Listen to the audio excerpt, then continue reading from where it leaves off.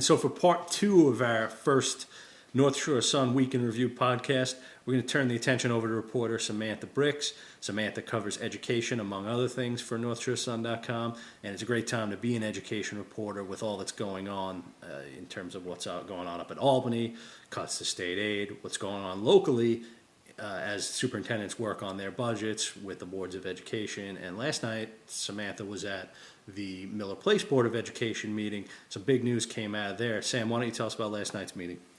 Well, Miller Place is the first district in our area that announced specific cuts to be proposed in next year's school budget. Up to 57 employees could lose their jobs next school year, and that includes up to 37 faculty members and a definite 2 administrators.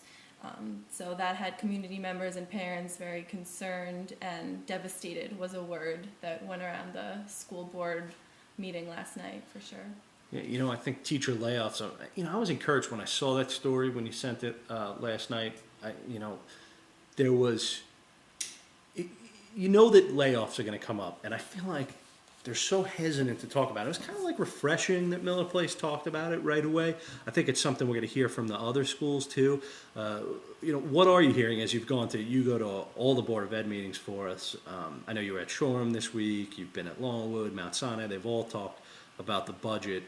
I know they haven't necessarily used the L word, but what else is going on at those schools? Yeah, you're absolutely right. Shoreham Wading River actually shied away so much from announcing or any talk of faculty layoffs that Dr. Coppell, superintendent at Shoreham, asked each building principal to come up with a proposal for spending cuts. And the high school principal, Dan Holtzman, came up with cutting $40,000 from the school budget by restructuring the school day, and for the $40,000 will be saved in extra help costs, and extra help will become a period 9, but that leaves students having to wake up a little earlier. So students who participate in music, band, and orchestra would have to wake up at 7 a.m. instead of 7:20. So it would be a 20-minute earlier wake up for.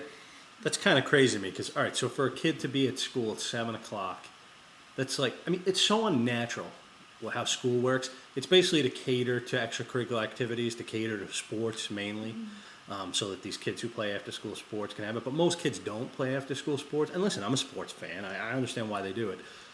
But they cater to these kids. And now you have these other kids have to come in at 7 o'clock in the morning. I don't know about you, but at 7 o'clock in the morning, I don't want to be at school. Yeah, the music kids, absolutely. I would assume not. Even Dr. Coppell showed some sympathy and said, I don't know about that. 7 a.m. is a little too early. And high schools are historically supposed to be able to start the latest of all the schools in the district, and here you have them starting the early. Listen, I understand you have to make cuts. That's one part of it. That's fine in the scheme of things, but it doesn't really accomplish that much, and it's kind of crazy. It's like adding to what the kids already have to go through. It's unnatural. You get up for work. You maybe get up at 7 o'clock to be there at 9 o'clock for most jobs. I don't know. It's just crazy to me. Whatever. I could talk about it all day. Other things that you covered the legislative breakfast this past weekend, which had to have been interesting after Cuomo announced all these cuts.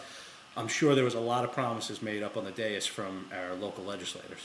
Yeah, absolutely. I know Mayor Bloomberg, I read an editorial from him. He's very in support of Governor Cuomo's budget cuts. Our local legislators, however, definitely sided with the administrators, the school districts at the breakfast. And you know why? Because administrators vote. Administrators and old people. And so they definitely seemed on the administrators' side, and they made a good point that Long Island school districts receive a disproportionately lower share of school aid than the entire rest of the state. So Long Island schools are hurting when they're making up a larger percentage of student enrollment compared with the rest of the state.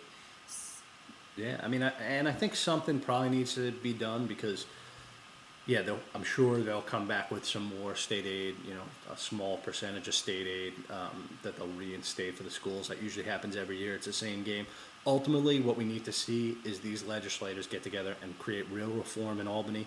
I think Governor Cuomo's trying to do that to an extent, and I think some of bringing the state aid back to the schools will be counterproductive of that effort. But ultimately, the leaders in Albany need to sit down and do what they've never done, which is come up with a plan that creates a fair, equitable share of state aid to Long Island and everywhere else.